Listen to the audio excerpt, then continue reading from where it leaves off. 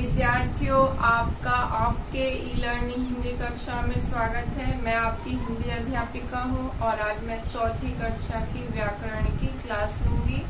पिछली कक्षा में मैंने शब्द किसे कहते हैं, शब्दों के भेद समझाया था। आज हम लोग शब्द के प्रश्नोत्तरों का अभ्यास करेंगे। तो आप लोग अपने पाठ्य पुस्तिका की पृष्ठ संख्या 24 निकालिए और देखिए।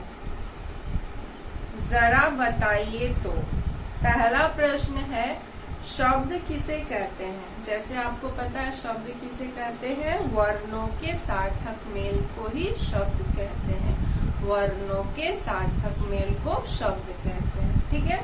दूसरा प्रश्न है, अर्थ के आधार पर शब्दों के कितने भेद होते हैं। अर्थ के आधार पर, जैसे आप लोग ने पढ़ा है, अर्थ के आधार पर शब्दों के दो भेद होते हैं। पहला होता है सार्थक शब्द और दूसरा है निरर्थक शब्द। ठीक है बच्चों।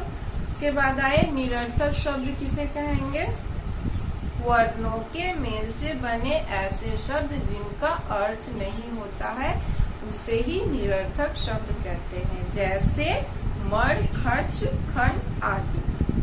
अब उसके बाद आइए चौथे प्रश्न में, गमला तथा गाड़ी कैसे शब्द है। गमला तथा गाड़ी सार्थक शब्द है। ये सारे प्रश्न उत्तर मैं आपको ई पोर्टल में दे दूंगी, वहाँ से आप लोग लिख लीजिएगा। अब आइए पृष्ठ संख्या 25 में और देखिए पहला प्रश्न, दिए गए शब्दों के अंतिम वर्ण से नए शब्द बनाते हुए शब्द सीढ़ी पूरी कीजिए। ठीक है। यहाँ पर दो शब्द दिए गए हैं, पहला है फल और दूसरा है देखना। फल का अंतिम वर्ण है लौ। लौ से आपको एक नया शब्द बनाना है, उसी प्रकार आपको शब्द सीढ़ी पूरी करनी है।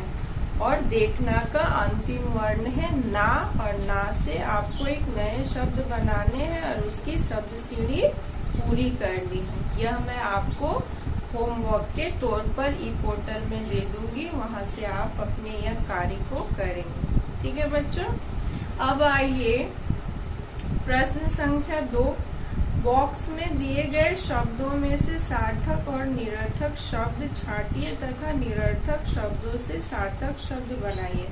इस बॉक्स में कुछ सार्थक शब्द दिए गए हैं और कुछ निरर्थक शब्द दिए गए हैं। तो यहाँ पर आपको सार्थक शब्द लिखने हैं, यहाँ पर निरर्थक शब्द लिखने हैं और यहाँ पर निरर्थक शब्दों से बने सार्थक शब्द बनाने हैं। जैसे कि मैंने किया है, सार्थक शब्द में क्या क्या है, चाबी, गगन, काली, खिड़की, गाजर, बिजली, कहानी, चादर, लकड़ी।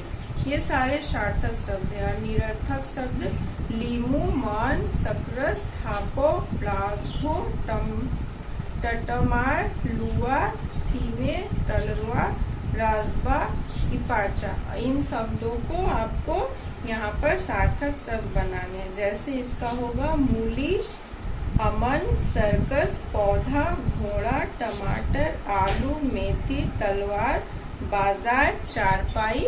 ठीक है। अब आइए पृष्ठ संख्या 26 और यहाँ देखेंगे जीवन मूल्य। इसका मतलब है हमने इस पाठ से क्या सीखा।